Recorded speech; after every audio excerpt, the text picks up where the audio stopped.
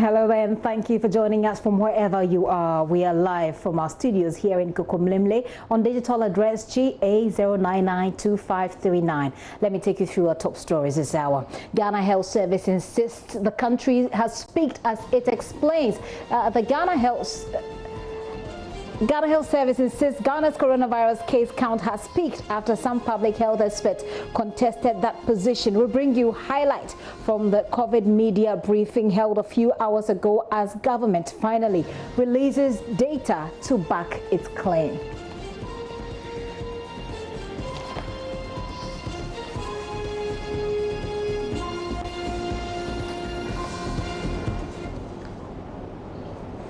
Also coming up, some residents of Adabraka vandalized police station, dumping dead body on the counter as they accuse police of impeding their efforts to rescue a dead neighbor. Police denies the accusation. This afternoon, we focus on security in COVID-19 times. Has yours improved? Stay the same or become worse? Let's have a conversation.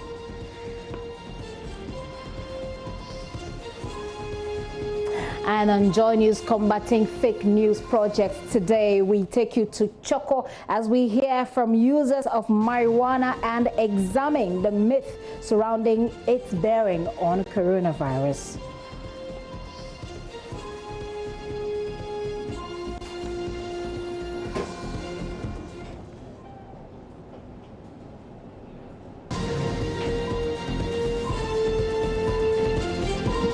Would you please join us on DSTV 421, Go TV 144, and on YouTube where we're streaming live. Send us your messages on our WhatsApp platform 0540109009. My name is Gifty Andopia. This is The Pulse. Please be my guest.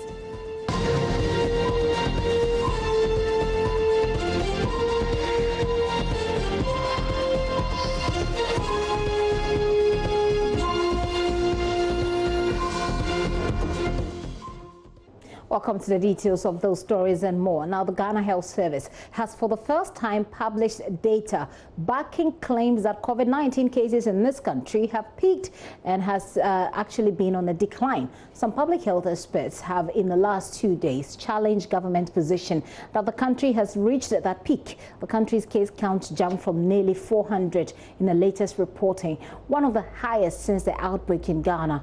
But at its briefing today, government mounted a spirited defense of its handling of the crisis. Here is Director General of the Ghana Health Service, Dr. Patrick Kuma Abuaji. That's an increase of about 372 cases since the last updates. And this, as usual, covers all cases diagnosed since the first case was recorded. Out of this number, a slight increase of those recovered has moved to about 303 cases and 18 deaths. There has been no COVID-19 related deaths since the last update, which was 2 days ago. This number leaves us with a total number of 2,770 active cases. When we say active cases, what does it mean? It means that the number of people that we are actually currently following up, that is exclude those who are recovered and those who have died, and that gives us about 2,770. There are still a number of people who may have left the country, so there are lots to follow up, and people who are also not being being reached.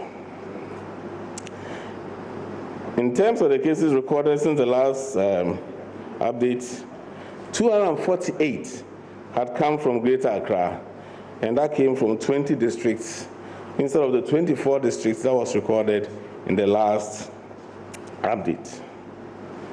We have mainly from Accra Metro, 48, Korle Klote, 41, Ablekuma South, Ashaman, 17. Ashaman has come down now. And this comes, as I said, 20 out of the 24 districts that reported cases in the last update. The rest of the country contributed about 124 new cases, and I'll share the details in the course of this presentation. Out of the total cases, the 3,091 cases identified, 944 has come from the routine surveillance. That is those presenting with symptoms at the various health facilities. At the last update, that number was 919. 2,032 have been identified through the enhanced contact tracing, and as usual, the quarantine cases still adds up about 115. For the types of presentation and case management, we have about 2,765, accounting for about 90% of those cases presented with asymptomatic, or they had some mild symptoms, and most of them are being managed at our at-home treatment centers and mainly at the isolation centers.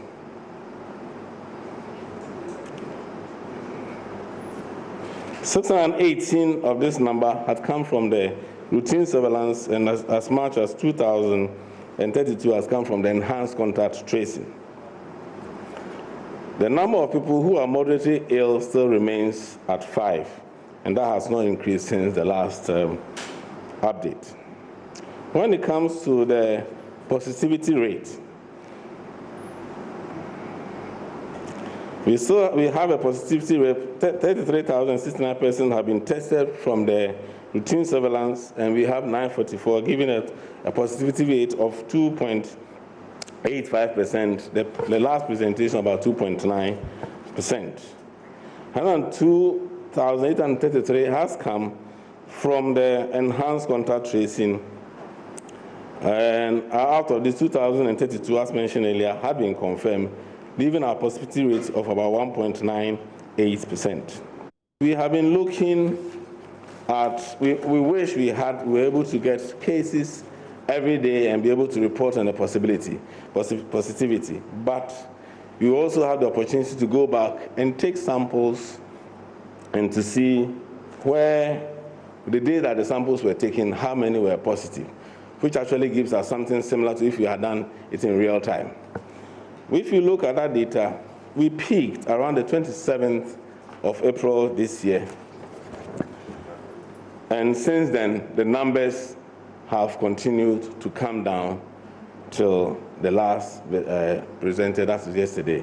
So that is showing that of the positivity, since the peaking on the 27th of April, we have consistently recorded a decline until today. And we hope that will continue to be the case so that we'll be able to nip it, these cases, bring it under control, not actually control it. As I raised in my last press briefing, COVID is still not equivalent to death as people have perceived it. We want to encourage everybody to continue applying the protocols that we have done. We are also coming up with protocols that will guide people as to, if you are a hairdresser, if you are a barber, what exactly should you do to protect yourself? We know that it's not as simple, so we have protocols which will be out, as we mentioned last time, and share with the various groups. We already started engaging them to share with them. That's Dr. Patrick Abuaje there. Our Director of Public Health at the Ghana Health Service, Dr. Medusa Kode, has also been defending Ghana's handling of the crisis so far.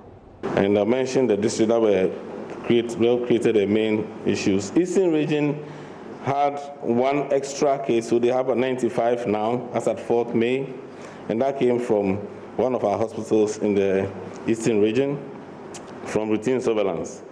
The Central region has had 2 new cases. 7 were from Fansaman district, and 2 from Swedru and Cape Coast, and 1 from Moree. The Western region has had 10 more cases. The last presentation was 21, there are 31, and the cases are reported from our Hunter West, cases from St. Martin de Porres Hospital, Ekwe, among others, and they are all mainly routine surveillance.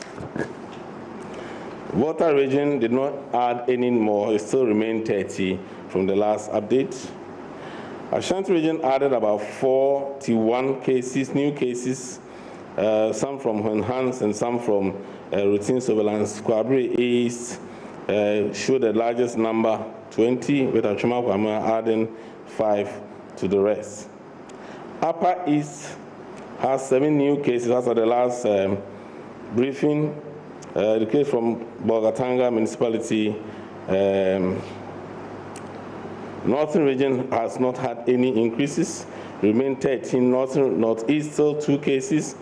OT has still 23 cases, no increase after the last count. Western North has had some circumscribed outbreak, and so they moved from 54 to 56, having an increase of about 52 in Western North.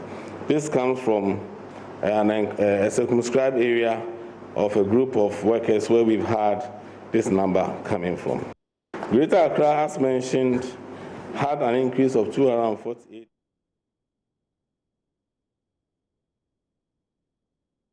So this is a conversation we had extensively here on the show yesterday, trying to understand the peak and how it works and whether it even matters in the first place. Well, let's take a look at, you've heard government's position with the data it is using to back that particular position.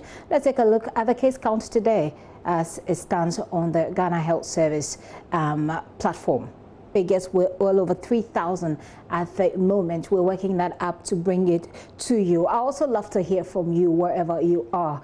There are about 4 regions that have not recorded any cases so far. So there you have it, 3,091. Those are the total confirmed cases as of now, 3,091. Like you said, like you heard government say, we've actually been peaking, they say, since the 25th of April.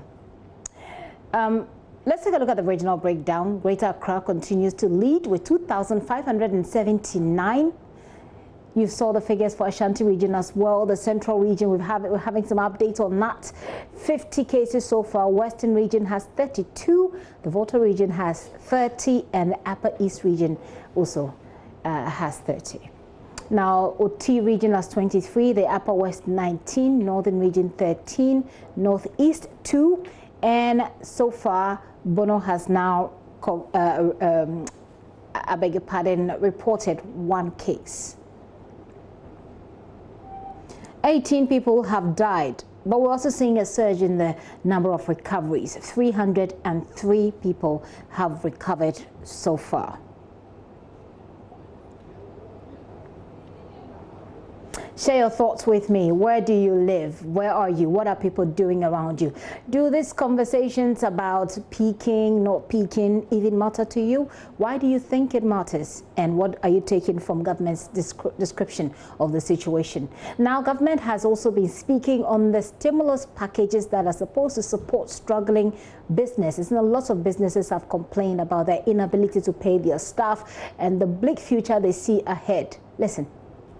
In the past few weeks, we have led a few engagements to come up with a product, and those products are aligned with what the people, the micro, small, and medium enterprises need to be able to go through this very tough time.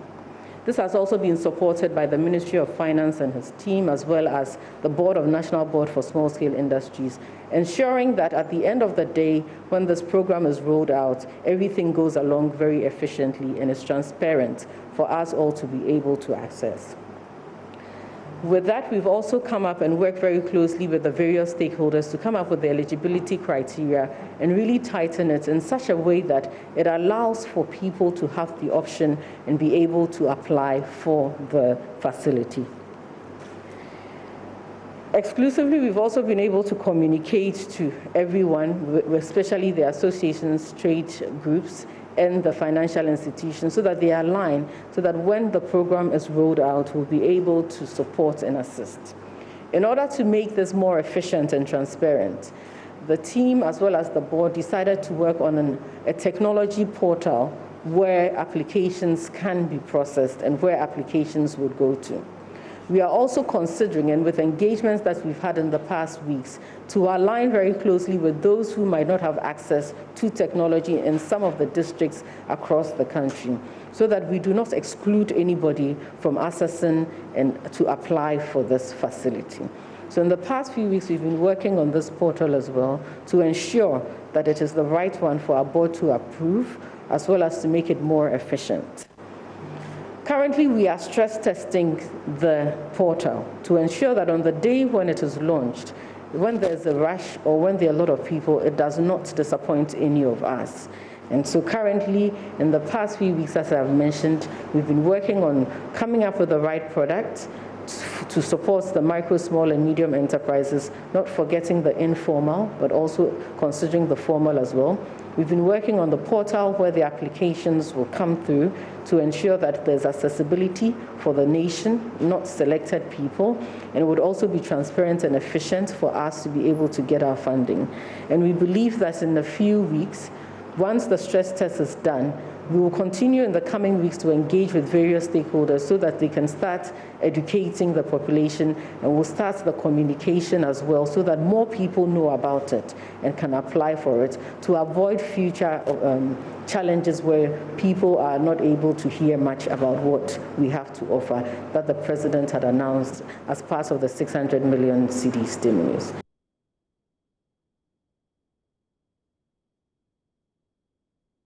Do you own any business that's struggling at the moment?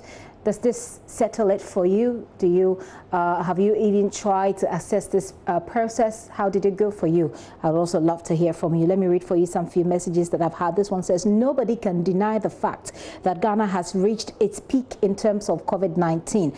I believe in our health experts and our health system. Let us keep to the protocols. This is coming from Divine Afidemenyo in Pando. Divine, thanks for sharing with us your thought. Farouk is texting out from Tamale North. Farouk says government must provide free medical care for COVID-19 victims. I think at the moment that's what's happening. COVID-19 victims are being taken care of by the state. Thomas from Nalerugu says, JoyNews, could you find out from the authorities of power supply in Nalerugu and its environs, and if it's because of the 50% waiver government gave to all customers, they should stop it and restore power supply. We are tired of the frequent power outages. Certainly. Every one of us have our own problems. So these are some of the thoughts you're sharing with me so far. I'm going to take a very quick break. I'll return shortly. When I come, I'll be talking to someone from the Department of Sciences and Actuarial Studies. We'll find out a bit more about Ghana's situation at the moment. Do stay with us.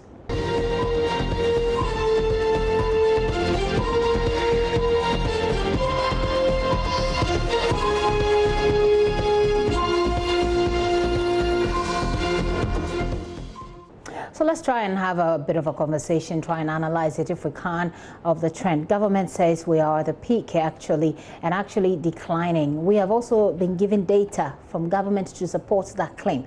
Dr. Emmanuel de Graaf Johnson is a lecturer at the Department of Statistics and Actuarial Sciences at KNUST. He's joining me via Zoom. Dr. de Graaf Johnson, thank you so much for joining us this afternoon.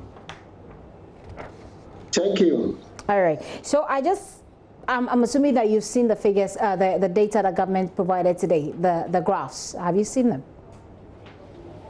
Yeah. Very well. So let's take it one after the other. Let's look at what we have on the screen at the moment. That gives us the distribution of COVID-19 cases in Ghana by date.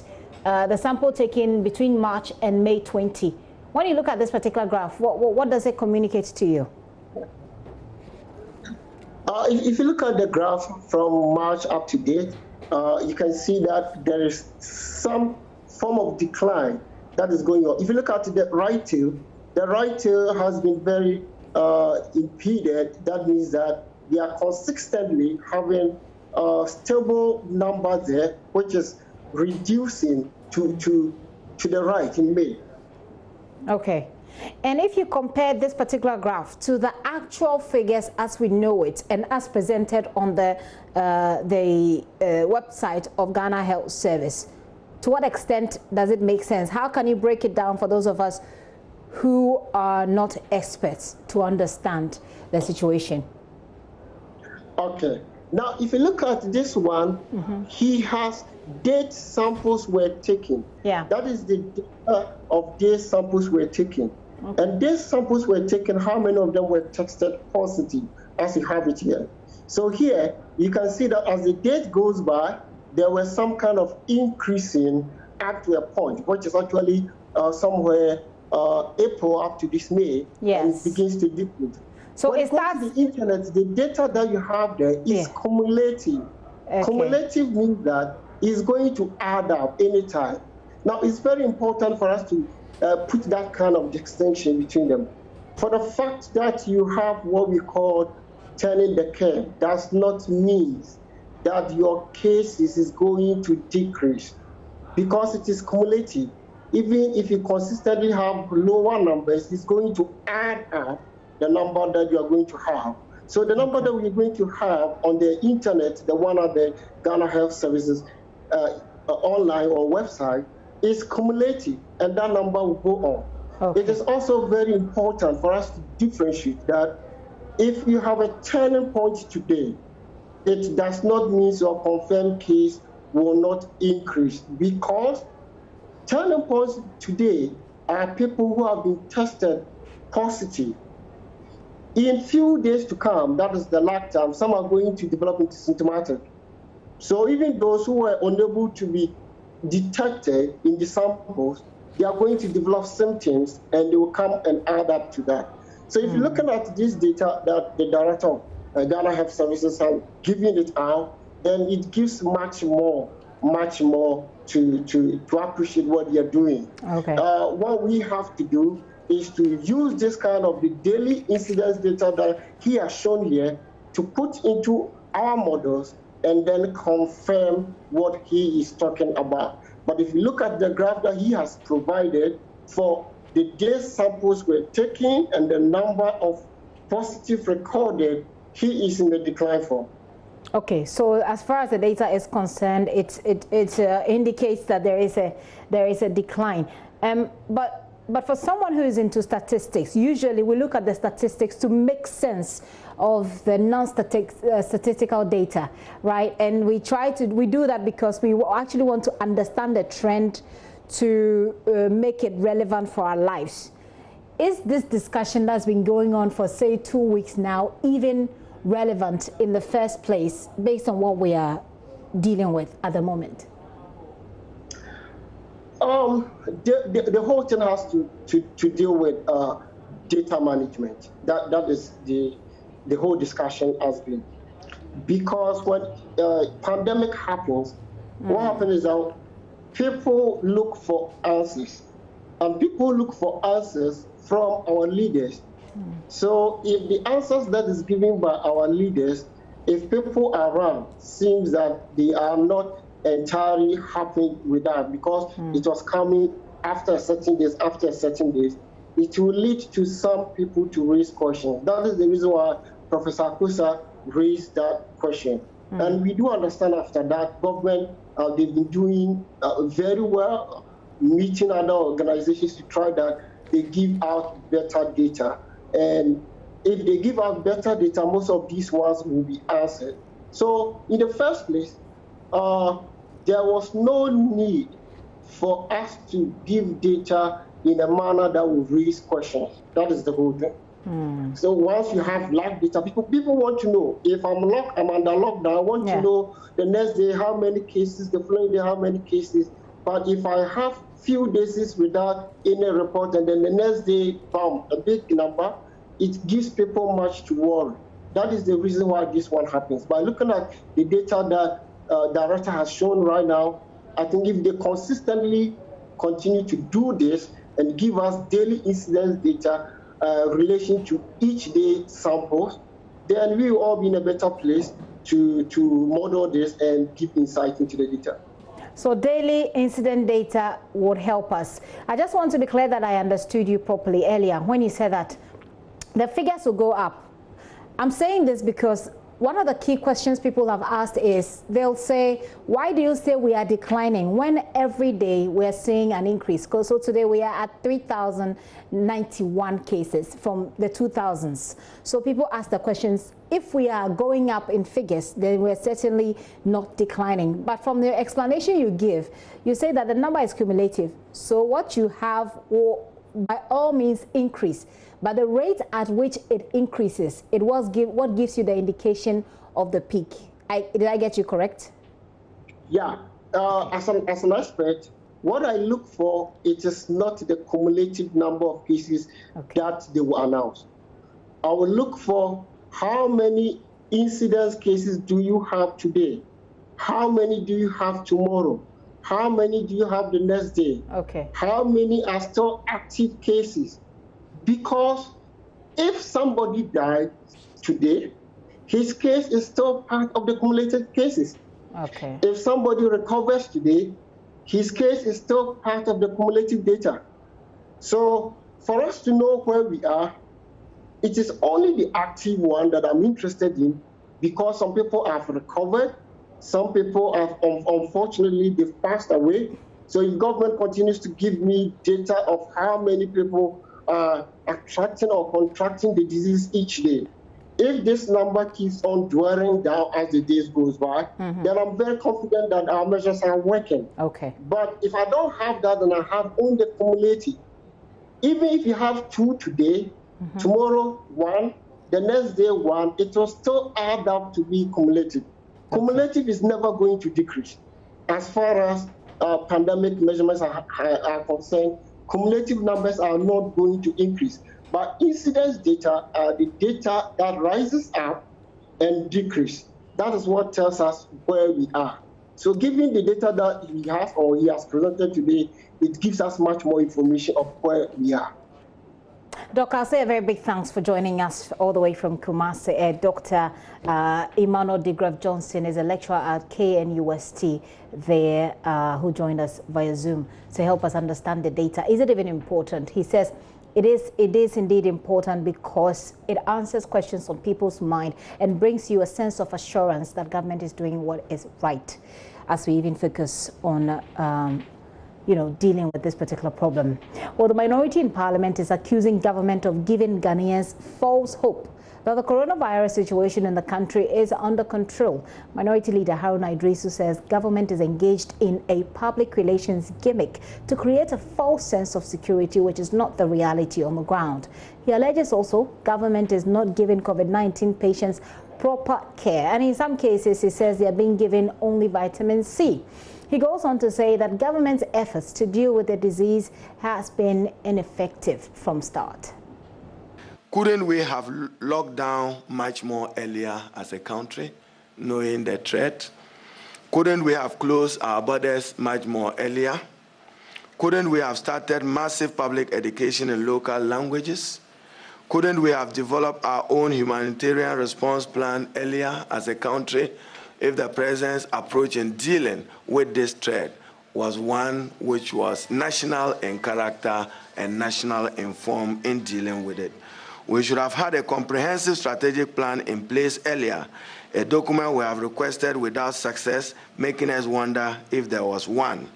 We lost the opportunity to do all this and many more because President Nana Addo Dankwa, in our view, did not prioritize combating this virus as his #1 concern. Many professionals have observed that the data being published by the Ghana Health Service does not lend itself to meaningful analysis in the form it is presented. I mean, any of you who watches JoyNews or Sky, even if you listen to the British Health Minister or holding forth Prime Minister in their brief, you can compare and make analysis out of the data made available than what is done in Ghana.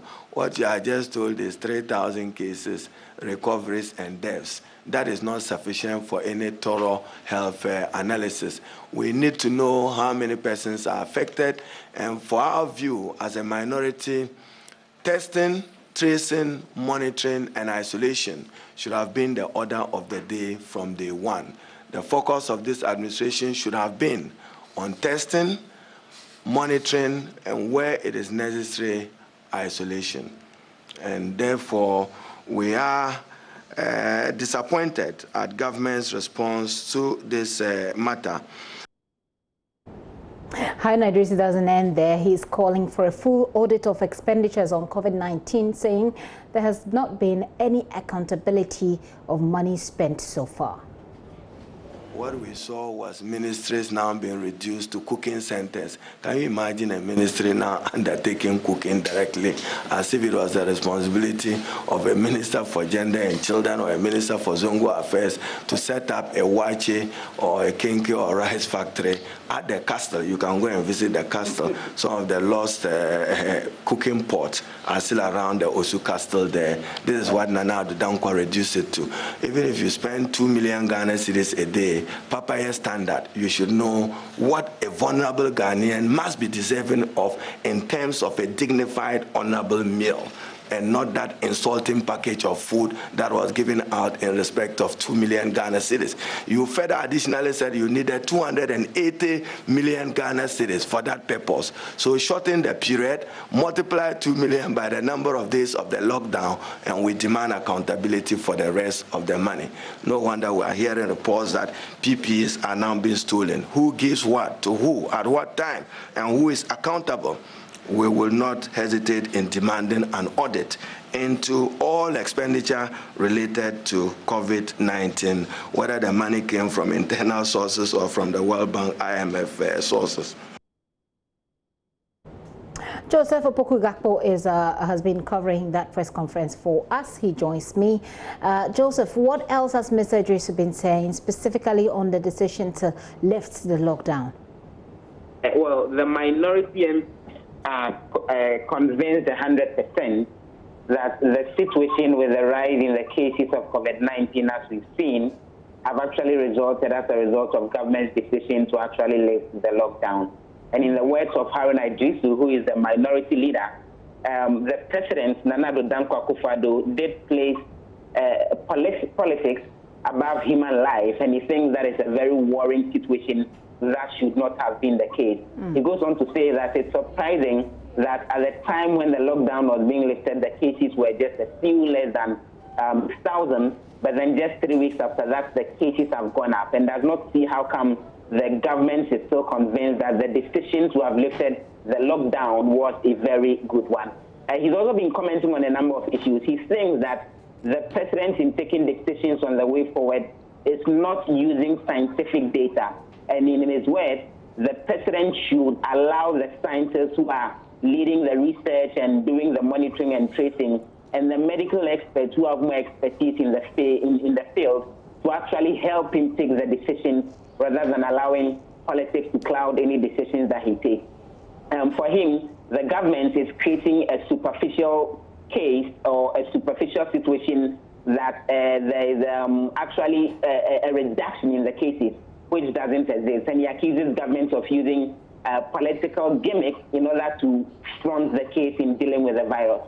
Beyond that, he's also been making a call on government to allow for Ghanaians who've been stuck abroad to actually come home. So he's calling for some form of reopening of the borders so that then Ghanaians who are abroad and are struggling to get back, for them to actually get back. And in making the point, he says that the minority will continue to do the necessary monitoring of government and how it's tackling the crisis, and as and when necessary, they would not shirk their responsibility in order to get the government to sit on its toes, even if it will mean them being accused of politicizing the whole situation of the COVID-19. So he says they will apply the necessary monitoring mechanisms, and they would also want to see some form of accountability when it comes to the expenditures and monies that have been spent in dealing with COVID-19, including the feeding that happened during the lockdown, which he says a lot of that happened without due process and necessary accountability mechanism. In talking about monitoring government behavior or government handling of this particular case, does the minority provide any recommendations or alternatives as to how to do this? So that was a specific question that was put to Haruna Idrisu during the media briefing, and he said that it's not actually part of what they are supposed to do in terms of offering alternatives, and that government has the necessary data to be able to take the best of decisions. And so in terms of specific alternatives on what should be done differently, they will not be specifically emphatic on some of those, but they went ahead to make some suggestions, including what he says should be a change in strategy going forward. The minority MPs, including the chief whip, have been calling for some form of mass testing where various institutions and officials there, including the police, parliament and all, will be tested so that then the necessary tracing can be done.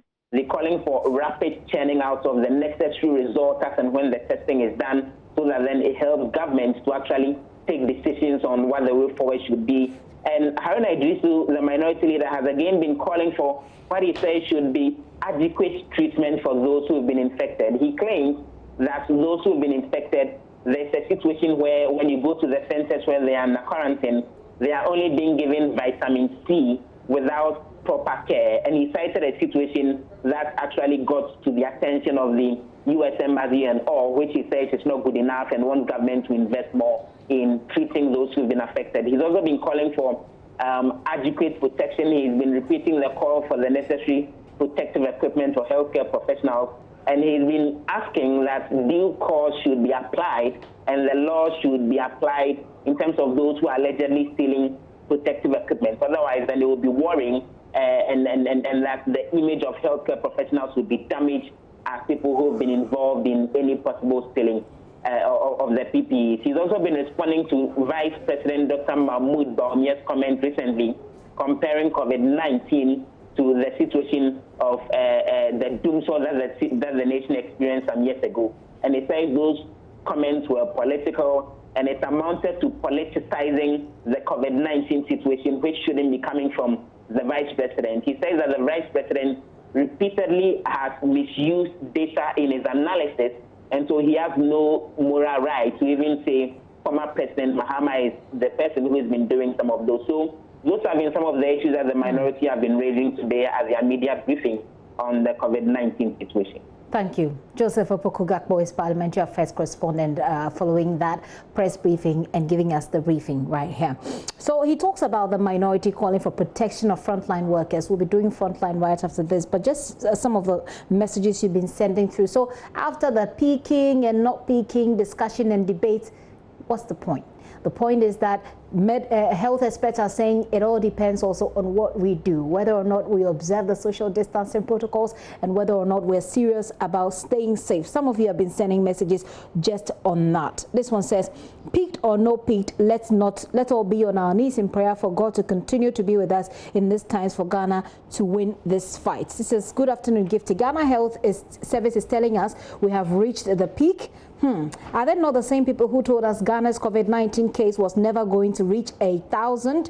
Or our case count as of today is, and you put a question mark there. You say, God save us. Nicholas sent that message. Nicholas, thank you for your message. My name is Malvino. I'm texting from Ofankor, North Hills. JoyNews should be awarded for this pandemic for your hard work in ensuring that we at home get authentic and first-hand report on this pandemic. Anyway, okay, you say, all right, I won't add that one, but thanks for sending that message. That message actually warmed my heart.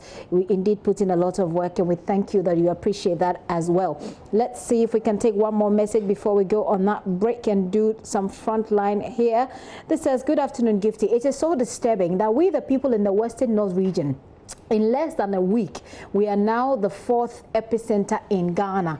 The most worrying part is that we are yet to see any measures put in place by our authorities.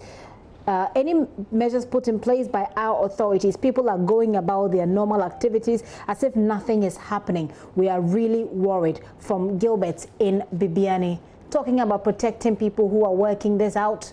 Frontline is next.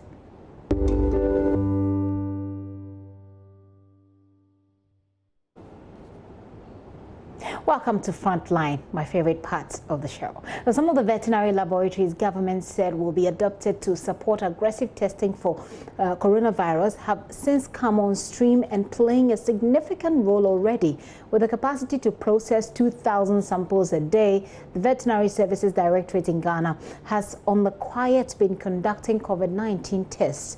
In this report, Latif Idris was at the facility to speak with the technicians who say even though they are professionals, they get disappointed each time they record positive cases. In the eye of a storm like COVID, scientific and public health tools are essential. The World Health Organization has identified testing as critical if COVID-19 plagued countries are to get ahead of the pandemic. Ghana remains one of the leading countries conducting tests for the virus on the African continent, and this has largely been because it's been able to add on to the number of testing centers such as the Veterinary Service Directorate. It sits on a 2-kilometer square parcel of land straddling the ring road approaching Labadi here in Accra. It may not be an Oguchi, but it is also delivering, albeit quietly.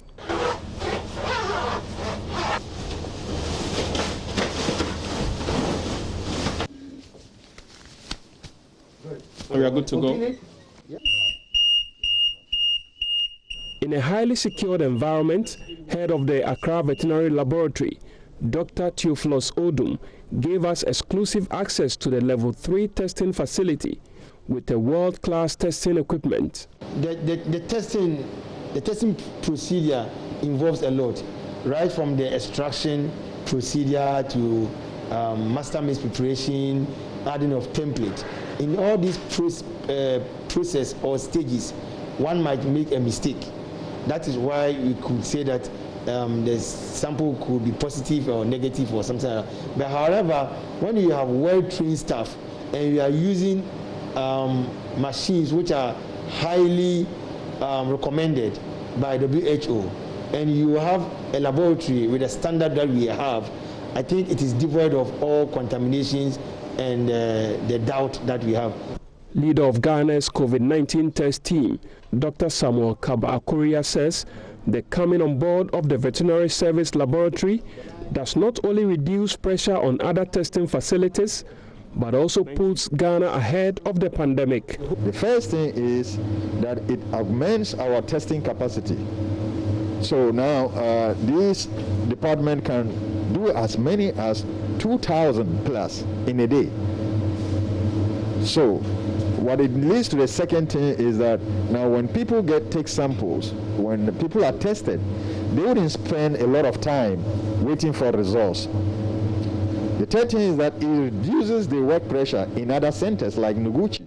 The technicians who spoke with JoyNews say they sometimes get broken when a sample turns out positive after a test. Whenever I see a positive sample, it really hurts me, and the first thing that comes in mind is where is this individual? Where is this individual? Is the person with a family? Is the person with friends out there? What is the person actually doing? Is the person in the hospital? What is really going on? Anytime we are done with a sample and there's positive inside, I really feel bad about it, because I mean, I don't know who the person is, where the person is, and I also got family at home.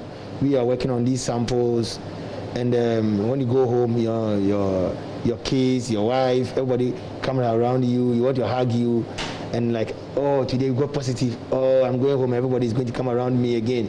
It's kind of bad feelings. The technicians are putting their lives on the line to get Ghana ahead of the pandemic. But sources at the facility tell JoyNews the absence of PPEs has potential of truncating their work, even as they continue to receive samples from Noguchi for testing.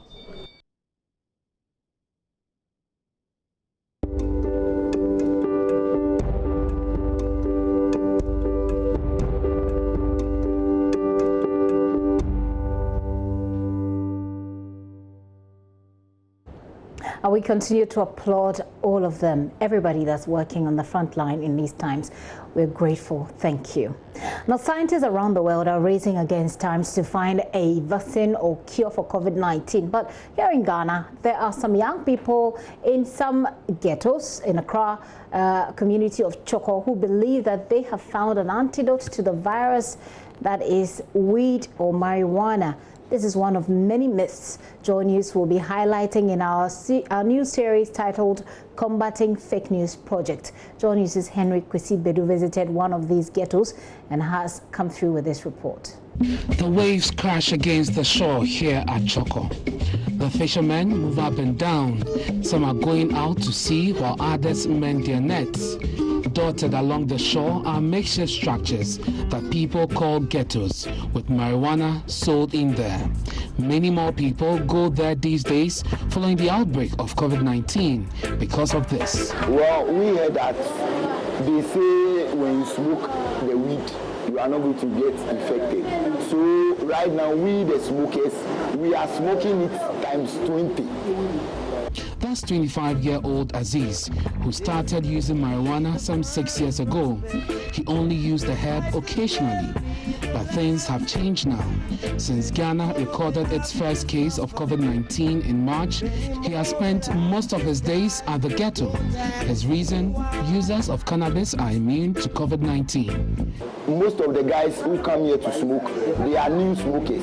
They don't smoke, but because of these rumors, people are now smoking, and I think it's good. Yeah. Before the virus, early in the morning, I take 2 rows, afternoon 2 rows, evening 2 rows. But now, from morning to afternoon, I take almost about 7 rows, evening 4 rows, making 11 rows. Yes. Right now, I smoke more than what I should smoke. Aziz tells me he feels dizzy and eats a lot, but thinks it is good for a cause, fighting the virus. Well, I feel normal, just sometimes I feel dizzy, so I have to eat a lot, that is all. Yeah. We meet 45-year-old Raymond Ankuma, a resident. He tells me marijuana is now a major component of his diet, taking it thrice daily.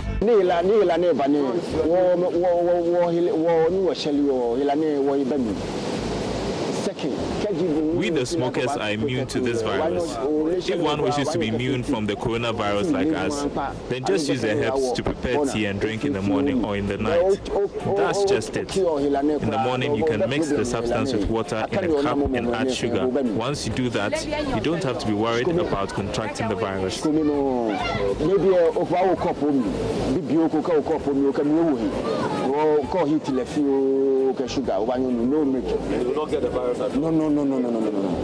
They both claim cannabis is an immune booster and are recommending it. Will you be concerned if you hear that someone who smokes has the virus?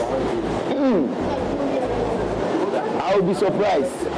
It will be a big shock to me because since this coronavirus thing, I've never heard that it has affected any Rastaman. No. That is what they told me, that we, the weed smokers, we are not going to get infected. We have been speaking to Professor Alfred Yosen of the University of Ghana's Medical School, who debunks this myth. It's all about education. They need to be educated.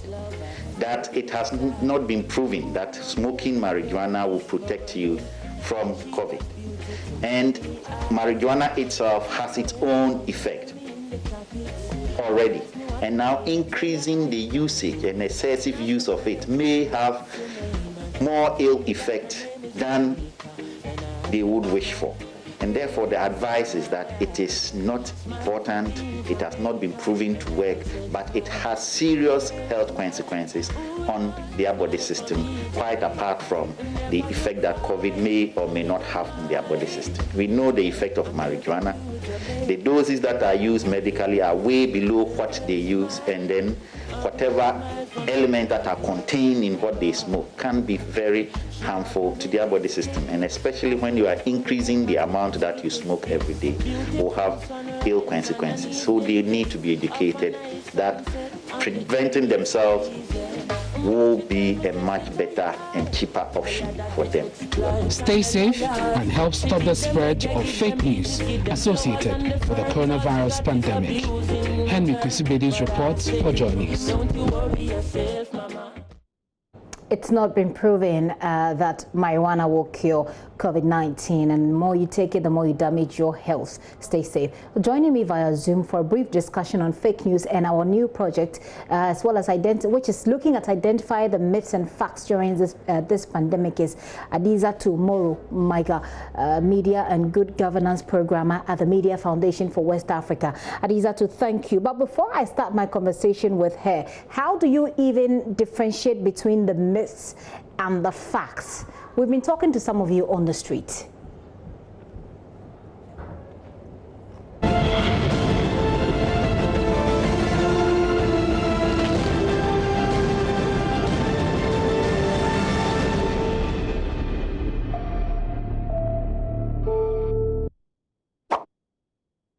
I heard that we the blacks, it is not easy to kill us or attack us because of the weather condition that is in our area.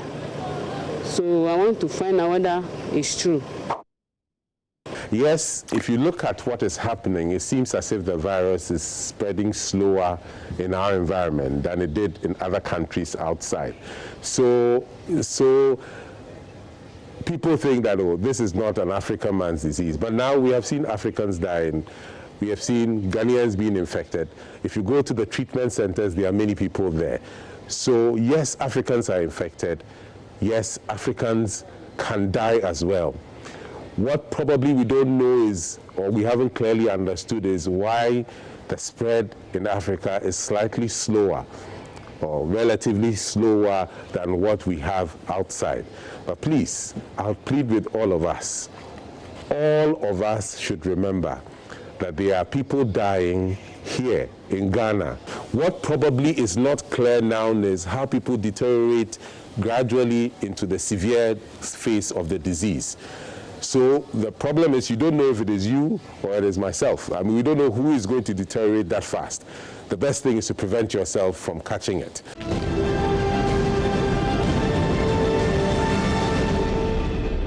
The JoyNews Combat Fake News Project, clearing the blurry lines between fake news and the news.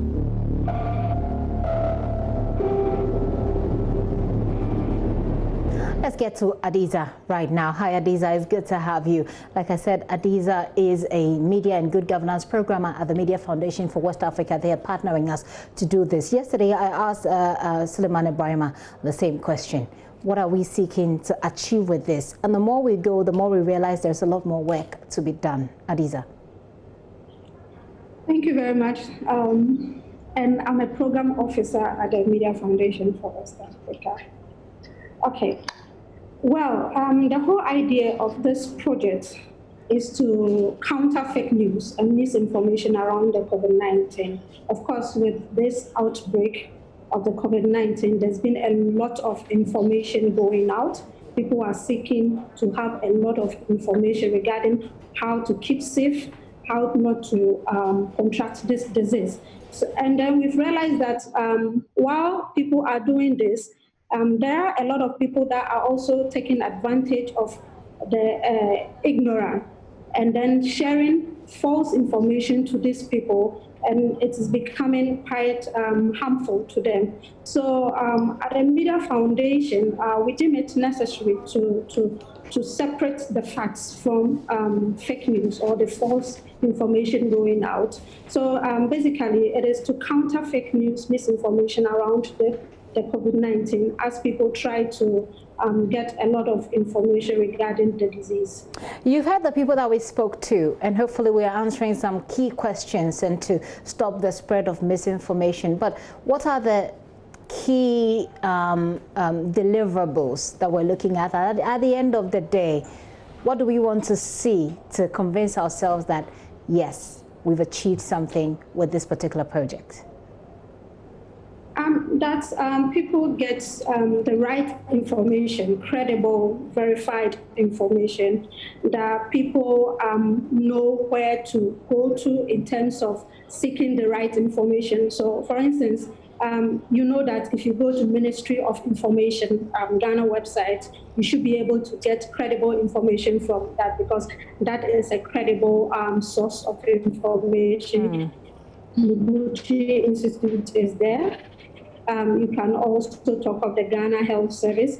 So, and then of course, the Media Foundation's fact check website. All these places are credible places that one can get information from. Right. The whole idea or our target is to make sure that people get the right and verified information that around the COVID-19. Okay, so you mentioned the website, your website. I understand that there are other ways that you're helping people to fact check information that comes through to them. I'd like for you to finally run us through those ways within which we can get to verify information so that we call it a wrap, Adiza. Okay, so we do it in two ways. We have a team of fact checkers that on daily basis fact check credible some websites. It can be social media, it can be policy documents. These are places that they can get issues to fact check. So we have this team that do that. We also have our platforms or our channels that we ask people who have cited any information that they wish to fact check or they wish to verify to send those information to us. We can talk about our info at fact check info at fact-checkghana.org or claims at fact-checkghana.org or facts at fact-checkghana.org. These are credible places that you can send anything that you think that you want to verify or you want the team at the Media Foundation to fact check for you. Otherwise, on daily basis, we have the team, as I said, who do this and then put out reports. Adiza, thank you very much. In the coming weeks, I'm sure that we'll be talking to you much more and we can go through those websites over and over again so people can be updated. Adiza, too, they're speaking to me from the Media Foundation for West Africa. She's a program officer and is all in conjunction with JoyNews as we roll out our project on combating fake news. Let's talk about security. It's been weeks, if not months, since government imposed restrictions which included lockdowns and ban on public gathering as well as some business operations. The situation has resulted in a number of Ghanaians losing their legitimate sources of income. Whilst there have been no evidence to prove, many also believe that some persons have taken to burglary. Right here at JoyNews, at least 3 of our colleagues have been attacked by either armed robbers or have faced burglary in the last week alone. Many got worried when news broke that more than 10,000 officers had been withdrawn from police duties to undergo mandatory quarantine following their role in the enforcement of the lockdown and the fact that they're being tested. We'll hear from some Ghanaians on what their security situation is at the moment, plus your comment on our social media post. First, a report by my colleague Emmanuel Ante focusing on an Okada rider or Okada riders who are out of business at the moment. How are they surviving? If they say they will ban Okada, they no go help because majority, plenty people are not saying they do Okada, mostly be criminals. So we say they ban Okada, we don't give us any percentage, so we could take my business. But I say, well, we won't ban Okada. How we go do? A desperate Okada rider threatening to return to petty robbery, popularly known as Kwashi. His situation sums up that of many other commercial motor riders who've been out of business for more than 2 months as government imposed bans and other restrictions aimed at halting the spread of COVID-19. The Okada business, in particular, has been stopped since government announced social distancing measures. But the riders say they are now feeling the pinch of the ban. As for the lockdown, it has affected plenty of we Okada riders. Because right now, this is what we do to survive.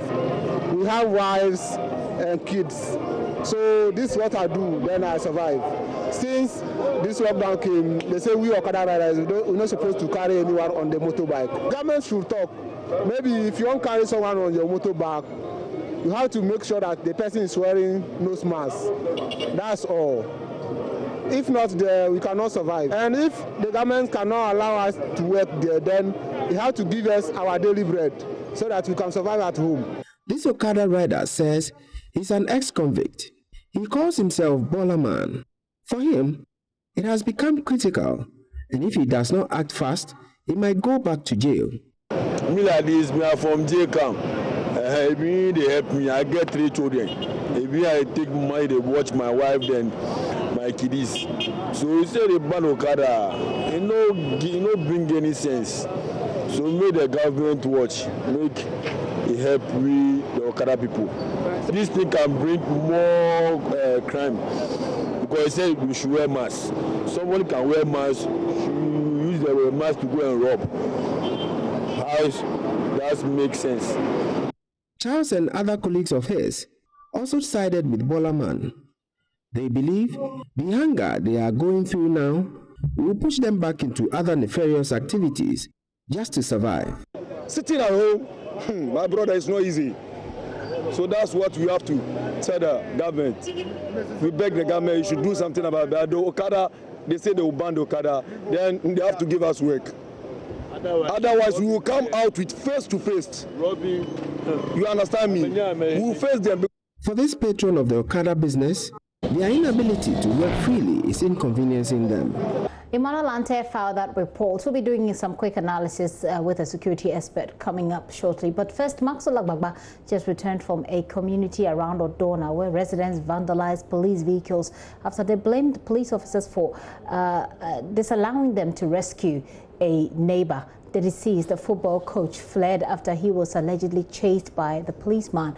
He jumped into the Odor drain in a bid to flee, according to the residents, but could not swim and died. The residents carried his lifeless body, dumped it at the police station after attacking police officers on duty. Maxwell Agbagba has more. We are here at the Nima Divisional Command. The Adabraka police station falls under this jurisdiction. But earlier, when we were at the Adabraka police station, we saw 3 vehicles that were vandalized by the aggrieved residents. In fact, a taxi which was parked at the police station as an exhibit was not spared. And we are told that the incensed group also attacked some police officers on duty. A man who the residents suspected was an informant was also not spared. His home was completely vandalized. We are told that the aggrieved residents carried the body of the man who drowned in the Odor drain and then dumped it on the counter at the church office. The church office, we are learning today, has been closed over fears of coronavirus. We also told that some inmates in the cell there have also been evacuated from the area. We've been speaking to some of the residents who have another version of the story. And I saw the boy who died. He goes by the name Prior. That is what we know. They were pursuing him. I saw 2 policemen and one guy believed to be an informant. They were pursuing him. They were pursuing him very, very well. That at a certain point in time, he even got one of his tooth struck. But still, they were pursuing him. And it proved that there was nothing like he was holding any substance that was illegal for them to do that to him. All of a sudden, the pursuit was too much for him, but still they were trying to, at a certain point it was like an attack. Okay. That was why he tried saving himself in the lagoon. So for me, I saw it from a distance. I saw it from a distance. But the people, the immediate people behind the policemen said the police told them they shouldn't enter the water because they will fire. Yes, they have. Because the immediate people there could have saved him, but they said they will fire if somebody is to jump into the water to save him. So all of them became afraid. All of them became afraid. What did he do? He didn't do anything. All he could do was to just the water drown him and he will come up. The water will just drown him and he will try with his strength just to do something, but still he couldn't do anything. Justice must prevail. The law must take its course. The law must take its course. Justice must prevail. Because he is a Ghanaian. We are all citizens. My name is Wachi Kinsley. I'm in Abraka here. This is a place where I stay. You see, yesterday the policeman, what he done is very unconscious. Because it's not easy to come and kill a man who's supposed to give me food to eat. The policeman wanted to catch him. But the whole thing is like you're not going to stand there because you don't have anything in your pocket. If you send it to the police station, it's going to be a long process. You get me? So for me, I will not agree for you to catch him. I'll run. So he ran to that water side, the lagoon. You see? Then we entered there. The time I was there, I wanted to come and remove him from the lagoon. The policeman told me that if I enter there, he will shoot me. He told me straight to the point, if I enter there, he will shoot me. So I was just afraid. What can I do? So you could have saved him? I could have saved him easily. Because I was there. The time he go crying, I was the person and my brothers go and remove him from the taboo. 8:30 in the afternoon, and you were inside smoking. We are real smokers. And what I know about the guy, he's a footballer and also a coach to the small guys around. So what I know is that we saw 2 policemen coming, and they were chasing him without a top. So when he was running, he just quit to where the river is. He chopped, and the police told them when the guy entered into the river, he said, whoever chased into the river, you'll be shoot. It's true. So when he said that, everybody was afraid to enter the river. So after some time, for about 1 hour, our senior men around, who sell around, came and told us, why are you standing there? Can't you do anything? And we all started. You were about 6 boys. We just entered into the river for about from 3:30 to 6 o'clock in the evening. We saw the guy and he was dead. We picked him up and we called the police, and they were resisting to come. So we have our right to push him back to the police station.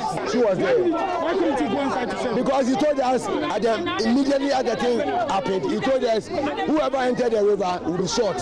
So we were all afraid to enter. That's why the guy get death. This is the scene of the incident. This is the point where we were told that the deceased jumped into the lagoon after he was being pursued by police. We are told that many attempts to get out of this lagoon proved futile.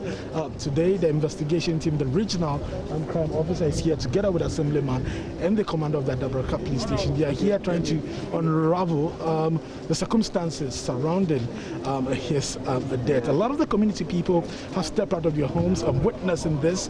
They are not as agitated as what we saw yesterday when many of them joined a mob that carried the body of the deceased, chanting and marched to the police station to vandalize properties there. I've been speaking to the assemblyman for this community. Yeah, one of the boys was chased by the police. Okay. And the boy ran and fell into the water. He drowned. Okay. And we were managed to remove him from the water. Okay. After that, the boys chanted to the police station and dumped the body there. Okay. Do you have an idea of why he was being chased by the... No, as for that one, I don't know. But I learned to struggle with the boys, the police, and he moved his shirt for them. That was what they were saying, but I was not there, so I'm not an eyewitness. Okay. But I will get the eyewitness for the police to see how best we can solve this issue. Okay. A lot of the people were agitated yesterday. Yeah. So tell me, what have you been telling them to calm them down? Oh, you know, they listen to me a lot. So it's just unfortunate that at that time the agitation was too much and I couldn't control because I was then tired. I was then tired, but then I believe everything is calm. Nothing will happen again. Nothing will happen. Nothing will happen. Okay, but do you have an idea why he was being chased by the police? One, I don't know. You don't know? I don't know. Yeah. Maxwell Agbagba joins me in the studio with some more. I'm just saying that I need to adjust my mask a little bit, just to remind you that you need to wear your mask. All right, Maxwell, it's good to have you. This is a very worrying situation. Yeah. You've been talking to the police officers. You've been to the area. Yeah. What is the police officers' side of the story? Well, the information that we have from the Nima Divisional Commander, ACP Bramakwe, is that a police officer stationed at the Adabraka police station was attending to his vehicle, which was being fixed at the mechanic shop very close, in the neighborhood where the incident happened. The narration we're getting from the police is that the deceased saw the police officer and just started running. Okay. To the point where he fled and then entered the what's it called, the Odo River, the Odo drain, that is there, jumped into it, and we're told that there were many attempts to try and save him from drowning. According to the residents, there was a police officer there who prevented them from saving their colleague. So we understand that there was a threat to shoot should they even try and save the gentleman who was calling for help many times. We understand for about 5 times he had his hand up in the air trying to call for help, but the residents say that they were deterred by the threat that was issued by the police, a police officer who was there, that if they dare enter, they will be shot. But of course, this account has been denied by the police officers. I've been speaking to the Nima Divisional Police Commander, ACP Bramakwe. What the youth of Donna did can be described as an act of hooliganism, which also culminated in an act of vandalism. Why am I saying this? The youths who felt so incensed that a member of their community had passed on, came and dumped the body at the police station, at the Raka police station, on the counter, and also ended up assaulting all the police personnel on duty. That did not even end there. They went ahead to cause damage to our service vehicles, 2 of our service vehicles, and then other 3 vehicles that were parked. They were in connection with the case, so they are our exhibits. And our investigation has revealed that yesterday around 4 o'clock, a policeman who had sent his vehicle to a fitting shop or a mechanic shop, then put it for want of better description, a mechanic shop around Odona, decided to go for his vehicle. He was in uniform, all right, so one of the guys on seeing him, I don't know the connection between the 2 of them, whether he was known or whatever. He thought maybe the policeman was coming to arrest him. So he ran away and then ended up jumping into the Odo River. So in the process, I think he could not come back. So the area boys organized and then they were able to retrieve him from the river. But they realized that he had passed on. So they became so angry that they thought that his death could be attributed to the presence of the policeman. So they brought this body and dumped it just on the counter whilst the policemen were there. And I understand that people were numbering about 500, and they caused a lot of damage to the facilities that I've already mentioned. So when the guy jumped into the river, the other people thought that he was the cause of the guy jumping into the river. So I understand they came to attack him. And that police officer had to call for 2 of his colleagues. So they went to his rescue. In fact, they have actually injured him. As I speak, he's now on admission. So they were able to extricate their colleague from the hands of the mob and then brought the colleague to the child office. And these people also carried the dead body and brought the dead body to the child office to vent their spleen at the policemen. Somebody also made this wild allegation, but it doesn't even add up. Why am I saying this? The question I asked the person, was it the policeman who pushed the guy into the river? You see, these people have developed the penchant of jumping into the river anytime they think that the police are there to conduct either a swoop or to arrest them. So maybe when he saw the presence of the police, he thought he was coming to recce and to arrest. And when the guy was even describing the distance that the policeman emerged and where the guy also went in, it's like it doesn't even make sense. Because there were other routes the guy could have even used to escape. I don't know, you said you went to the scene, but if you do, crime scene analysis or construction, you reconstruct, it doesn't make sense, because the question I asked, if what you are saying is anything to go by, there are other several routes that the guy could have used. Even a lot of vehicles were parked. So couldn't he have just escaped through any other route rather than to? And then they said that in fact they have a penchant of jumping into the river, because anytime they see the police, they think that the police cannot swim. So the moment they see, they jump into the river, and that's exactly what happened. You see, my beef is that in any case, is it the policeman who pushed him? And he was not even close to him for us to say that maybe it was the policeman who pushed him or who tried to drown him there. Okay. So if in the course of the descent you got drowned, why will you blame it on the police? So have you commenced the investigation? Oh, you have certainly started, because the incident happened yesterday, and soon after the incident, you started with our investigation. The IGP was there. Yes, he came to soldiers behind our men, because it's like you have to even close down the charge office because you feel a bit threatened and insecure. Not threatened as in the case of mob attack, but because of the epidemic, the coronavirus. Yes, you know that it is not ideal for the personnel to be there whilst they have come to dump a dead body. You don't even know what might have caused, what virus the people might have even brought there. So as I speak, you have closed the charge office. You have also evacuated the inmates from that place.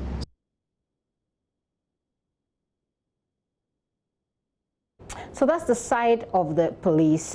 They have given their side of it. And I'll be having a quick discussion, a brief one, with Ekia Egwakud, who is a private legal practitioner specializing in health and safety. But Maxwell, you spoke to the police. Then they said that the residents took the dead body, dumped it on the counter at the police station, and vandalized the police station. You were there. What did you say? Yes, I mean, indeed, yes, they carried the dead body, dumped it there. We've seen pictures of that. young man was lying in a supine position on the counter in the church office. We didn't believe it until they showed us, pictures with some 2 police officers standing very close to the dead, body. But if you go to the Adabraka police station today, you could see that things were not normal. A lot of the police officers were outside on guard. There were also the vandalized vehicles on the compound. So we saw one of the vehicles looked small. I think it's a Camry, there. And then a police pickup with a windscreen smashed. There was another taxi which had a windscreen and side glasses, windows also, destroyed by the angry, mob. You understand that an officer who the residents think is who the residents say is an informant, the youth actually went to his house, destroyed everything, and that officer is not really happy about, the situation here. And this will certainly have a toll also on the morale of the other security personnel that are there. Yeah. Maxwell, thank you for that update. Maxwell Agbagba brought out that report from Adabraka where some Irish, residents have gone to the police station to vandalize the police station, took a dead body, placed it on the counter. Now, the police certainly have their flaws, but attacking police officers is a no, and it's something that we should all discourage. I'm going to have, Maxwell, thank you. I'm going to have a quick conversation on this with Ikua Iguakun, is a private legal practitioner. Ms. Iguakun, thank you for your time this afternoon.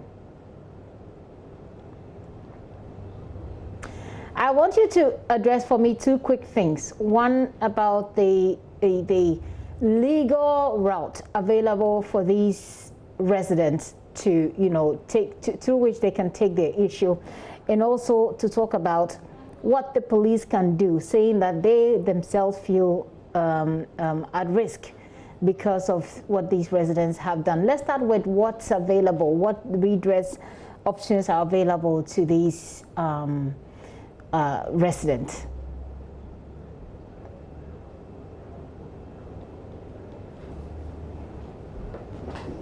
Well, looks like she can't hear me. We'll try and bring her back up. We'll try and bring it back up. But I'll be having a conversation with a group of Ghanaians who have gone out there to do a ventilator competition, and they've actually won. We'll be talking to them via Zoom when they join me. Let's try this one more time, see if we can get Ikua Iguakun. If not, we'll take a very quick break on that. Hello, Ikua, can you hear me?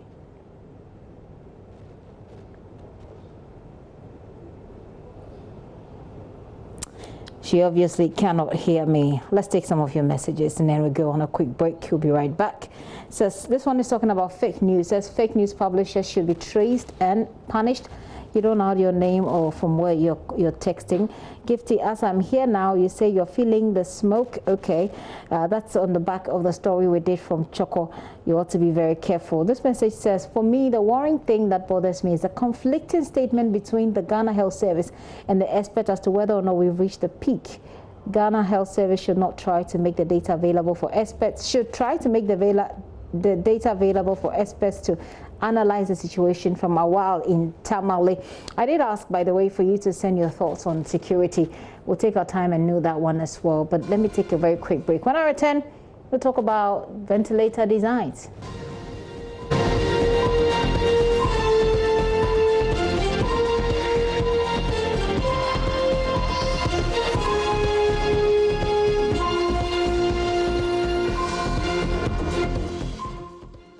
Welcome back to the show. Many thanks for staying with us. Now, I've got some good news now I want to share with you, and we'll also be sharing with the people who are behind this good news. A team of 3 young engineers from Ghana have won the Field Ready Ventilator Challenge. Students and alumni from Field Ready's employability programs in Mozambique and Ghana competed to design a simple, practical and scalable ventilator as a positive response to the COVID-19 pandemic. Now, that competition is run by JIT Energy, Field Ready Limited, an organization that operates employability programs in Ghana, Mozambique, and Nigeria for engineering graduates. And essentially what it does is to bridge the gap between the skills that they learned in university and the skills, the knowledge and behaviors that are actually required by industrial companies. So the winners of the challenge are joining me via Zoom. I've got 2 ladies, 1 guy. So Nelly Kole Apete, Patience Norte, Asari Ishmael Kofi Owusu. Those are the 3 who are joining me on Zoom right now. Okay, I've got 2. I'm missing 1. Where is the other one? All right, so I'm told that the other one will join me. This is certainly Ishmael. I only have 1 guy, so this is Ishmael. And Nelly as well. Hi guys, how are you doing? Patience. Oh, Patience. So Nelly is the one we're missing. How are you doing, guys? Yeah. Okay, can you hear me okay? All right, let me try and get them back on stream. I'm going to talk to these 3 people.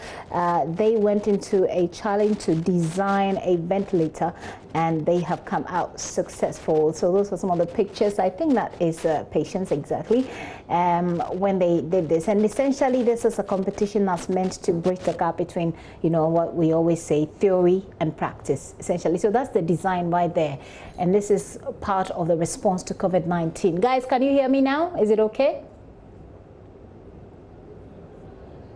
Yeah, I can hear you now. Patience, it's good to have you. Thank you so much, both of you, for joining me. I'm going to start with you, Patience, because I hear you very clearly. How tough was this competition? I mean, engineering is one of the areas that we're now seeing a lot of females get into. So for you as a young woman, how was it for you going into that competition? Thank you. It was an opportunity, of course, to use our engineering skills, knowledge, and ideas to build the ventilator challenge. Of course, I couldn't do it by myself. I was with my team, Ishmael and Nelly, and we're able to bring our resources together to make this ventilator. Yeah. Okay, Nelly has just joined the conversation. Nelly, it's good to have you. You're welcome. How was it for you? Oh, it was a great experience, considering the fact that we've been competing with other students from other countries, Mozambique. So it was a great learning curve for us, and we are so proud of the experience and the exposure we've gotten so far. Okay, Ishmael, do you hear me? How was it for you too? Okay, I can't hear Ishmael at the moment. Let me come back to my ladies. And Patience, I'm back to you. Tell us a bit more about this design. You were essentially supposed to come up with a ventilator design that's simple, that's pretty, I'm sure, different from what we already know. What are the features of your design that's unique and that stands out? Okay. So with our design, we made use of a stepper motor, an Arduino board, and retractor belt that's going to compress and release the ammo pipe to allow for oxygen to go into the patient. So those were the 3 main components that stood out for our ventilator. Okay, let me bring you in, Nelly. Nelly, how did that particular component of your design compete with that of, say, Mozambique? I mean, how much of an edge did it have over what the others you competed with had? Okay, from the feedback we had from the judges, we think our design was better considering the programming we used, because it wasn't manually operated. We used an Arduino board, which is electrically operated. So we wouldn't need manual intervention to operate the system. And our designs were better because our drawings were more elaborated and very comprehensive to understand.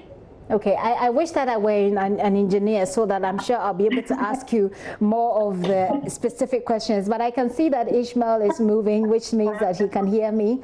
Ishmael, I asked your colleagues earlier, how was the competition for them? How was it for you? What's your own experience? Okay, thank you. It was great and interesting.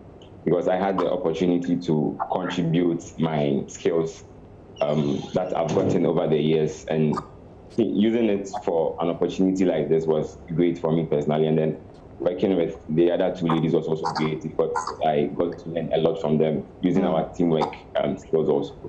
Well, it's always great to work with women. They always bring out the best in men. Patience and Nelly, that's true, isn't it? Okay. So I want us to focus the conversation also now on what's next. Usually people will go for competitions, they'll win, but at the end of the day, there is no support to actually make use of that which they did. My question is, what next? Any of you can go for that. Okay. At the moment, we are finalizing the design and we'll be sending them to Siemens South Africa to manufacture the prototype. So from the feedback we've had so far from the judges, we are making improvements on our design with the help of experts from other countries and other volunteering students. So after that, the design will be sent to Siemens in South Africa to make the prototype, and then we'll start with the manufacturing.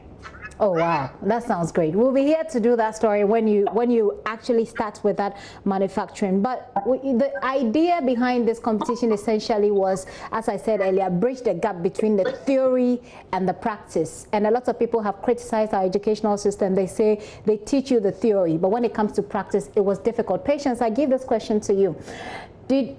What has this process added to what you knew from your theory? Or would you say that even when you were being taught in school, you already had practical experience, so it didn't really make a difference? Or what sort of difference did this experience bring to you? Okay, for this experience, it really taught us communication. Since due to the lockdown, we were not really close together, so we had to invest a lot in communication, which we are field ready. We know about leadership skills and applied personal training. So yeah, it was definitely a difference working as a team. We definitely all the teams that participated, we learned about teamwork and were able to use that in the development of this project. Nelly, for you, did you find any sharp difference between the theory you've learned in school and actually applying this? Sure. The Field Ready program already exposed us to personal training, industrial skills, and practical skills. So from what we learned from Field Ready training, we're able to incorporate it in this design. Also, there are lots of things that are new to us, but we came up with the challenge to learn new things as well. So it's really helped us in learning new things and also incorporating what we've learned from Field Ready training in designing this project. Okay, I'd like for all of you to think about your final words, and I want you to encourage tech students or students who are people who are studying similar things like you. But it's your turn, Ishmael, to answer that question about the difference you found in this journey as far as what you had learned in school and what you were actually tasked to do is concerned.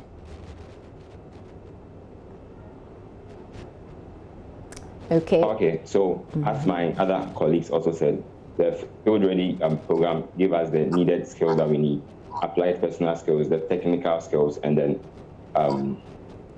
how to communicate with other people. And I believe that was a major difference to help us in this project. And then teamwork also, and being passionate about what we do. Okay. Finally, one of the things that all of you seem to have said about your design is that it is not, what I'm taking away is that this is not a manually operated ventilator, the design that you have, and it's also sort of makes it easier to operate. Before I let you go, I want you to encourage people, young people like yourself who are studying within this field, as far as what they can achieve based on your experience is concerned. Let me start with you, Patience, and these are your final words.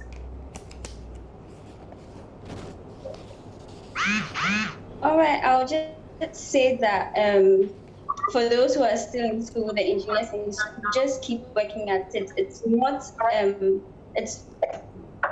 a career that does not pay off. I mean, your ideas can turn into million-dollar projects just as ours is going to be. So just keep at it and work hard. Thank you. Million-dollar projects, she said. I'll be here to get my commission from that million-dollar when it comes. But again to you, Nelly. There are young people. I've seen very few women in engineering. I want you to talk to young females who are in this business or this industry, studying in this industry, who are finding it very difficult to pull through. How do they get going? How have you?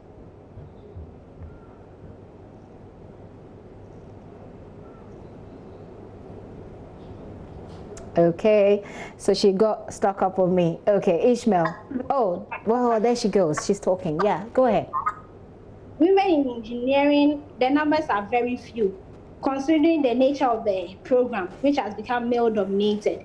So it scares a lot of female. But what I want to tell all women in engineering, students who are still learning the program, is that there's nothing difficult and there's nothing too easy. As long as you set your heart and have the passion for it, you should never stop learning, keep on practicing, keep on learning new things, because engineering is all about innovations and bringing up new ideas. So don't give up, learn, discover new places, explore, and we'll definitely get there. Thank you. Ishmael? Okay, the little I have to say is it all starts from the mind. So you have to position your mind, have that mindset, and be determined, and then trust me, it will definitely pay off. Thank you guys so much. I really wish that we could break down your design for my viewers to, have a full appreciation of it. But as you say, you're taking it to Siemens in South Africa, and the hope is that there will be commercial manufacturing. Is that right? Is that right? Yes, please. Okay. All right. We'll be here to tell that story. Perhaps at that time we'll be able to have people appreciate the design itself and how it works. But your story is an inspiring one, and I'm grateful that you shared it with us for young engineers as well, for what they can take out of it. Thank you. I've been talking to three great people, Nelly Kole Apete and Patience Norte, as well as Ishmael Asari Kofi Owusu, who all joined me from various parts. They've been through a ventilator design challenge, and they came out successful. Thank you, guys. Let's do Tech Thursday. Isn't it the right time to do so? The Journal of the American Medical Association report in February puts the percentage of COVID-19 patients who had fever at 98. Gun thermometers, therefore, come in handy for measuring temperature, but they are largely imported, expensive, and can scan only one person at a time. Thankfully, a low-cost smart thermometer equipped with an app developed by a Ghanaian engineer can address all these concerns. On Tech Thursday, Love FM's Kwesi Debra speaks with the innovator, Eric Obeng. I'm Eric Obeng, aka Professor. I'm the founder of Electronics, a company that deals in designing smart systems, software systems, IoT, and many more. In my hands, I have a device that I've designed to help combat the COVID-19 pandemic. I call it CoVScan 19. You can also call it DOCAS, meaning doctor's assistant.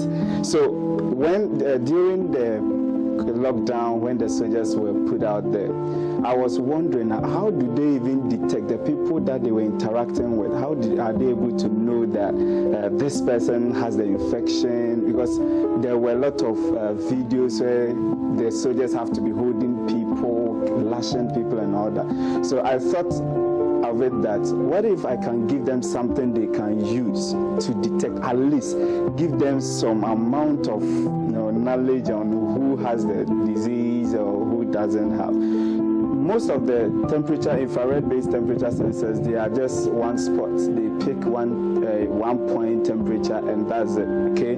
So in case the region is being affected by a lot of noise, okay, a lot of background noise, then it's very difficult knowing or estimating the actual temperature. But this system doesn't pick just one temperature spot. It picks 64 at a point.